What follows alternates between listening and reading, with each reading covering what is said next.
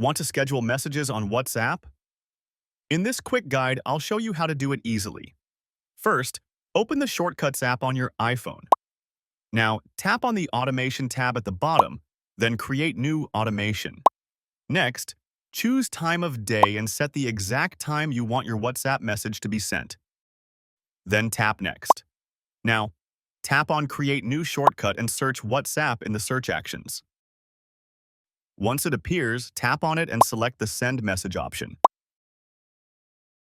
Type the message you want to schedule and select the recipient you want to send it to. After that, tap on the tick icon at the top right corner. Next, tap on your automation and set it to run immediately. This will automatically send your scheduled message at the selected time without any notification. And that's it. Your WhatsApp message will now send automatically at your chosen time. If this video helped, don't forget to like and subscribe for more quick WhatsApp tips.